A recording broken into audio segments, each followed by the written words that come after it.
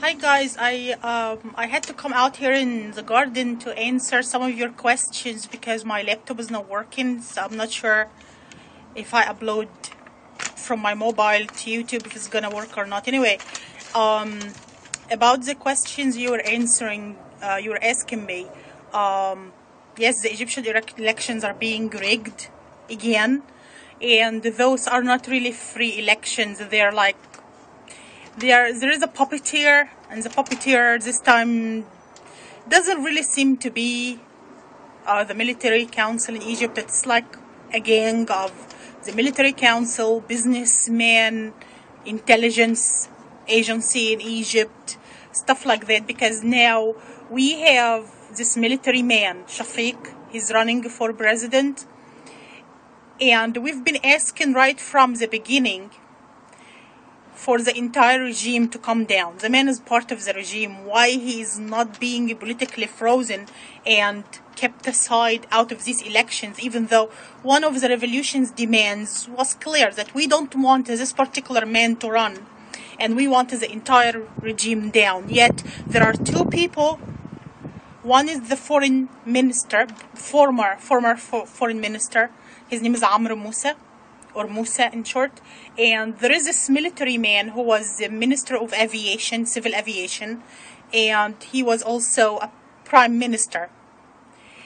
And he's an army general.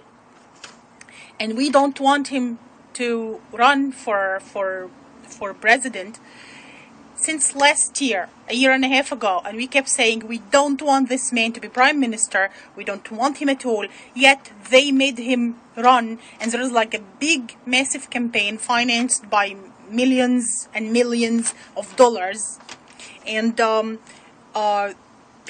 Egyptian people, the simple people, are being bombarded. Like, if you want stability in Egypt, elect Shafiq. If you want stability, elect Shafiq.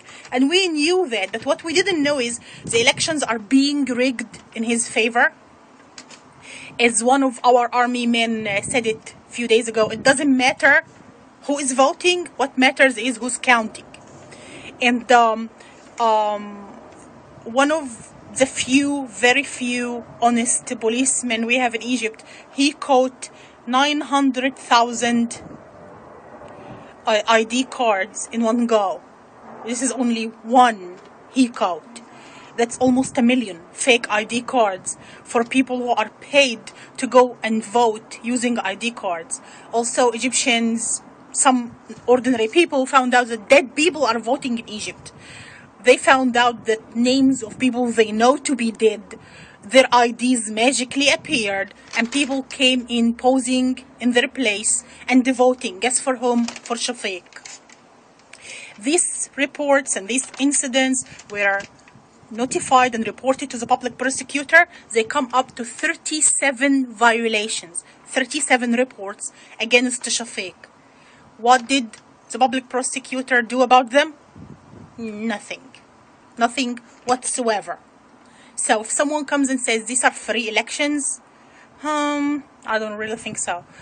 Anyway, I wrote down what I wanted to speak about here in this piece of paper. Yeah, there is few royal princes from the Persian Gulf. They are supporting Shafiq with their money. They're supporting Shafiq with their money because many of them are businessmen, corrupt businessmen in Egypt, and they don't want a clean government to come to Egypt and ask them, hey, why did you loot this? Why did you loot that? So he's being supported by an amount of money that nobody can imagine, because it is their future, and they're not going to risk their future for the future of people who are neither here nor there. They don't care, so no surprise really.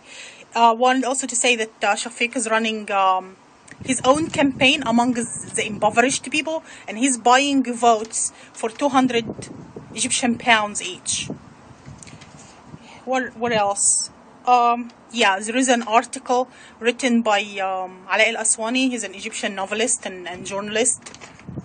He's not popular with too many people because he just says it the way it is. So he offends everybody. Anyway, but he's one of my favorite people on earth anyway. So I left the link of his article in the description in case you want to read it. And I just want to add my bit here, which it doesn't have to do with the facts. This is my own reading into what's going on. Actually, there are two former regime men running in the elections. In spite of our teeth, this is what's going on. There is the former foreign minister, Musa, who is not really wanted for any crime. And then there is the military man, Shafiq, who's wanted for 37 crimes. The businessmen are not supporting Musa, who just might, go down easy with the revolutionaries in Egypt. Because he wasn't really involved in any murder. Yes, we know that he's a little bit of a hypocrite, but maybe we will just let him get by, maybe. But it is a fact and almost for sure that if Shafiq, the ex-military man, wins,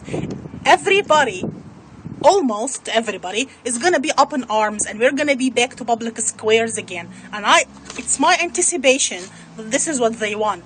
They don't really want Shafiq. They just want the clash, the instability, more time for them to hide their dirty money somewhere. And maybe if they can lead the country to a situation that borders on a civil war, yeah, why not? Hey guys, I had to add this bit because I came upstairs and I read it on Egyptian news, Akhbar al-Yawm, which is like the official newspaper in Egypt, that there will be a rerun between Morsi, the Muslim Brotherhood candidate, and Shafiq, the ex-military man, because Morsi got 28%, and Shafiq got 24%, someone else got 17%, someone else got 29%, and someone else got 12% again or something. Anyway, the total of the candidate comes up to 108%. I'm wondering where the extra 8 came from. So, if you can't cry with me, laugh with me. Greetings from Egypt, new mathematics. Bye.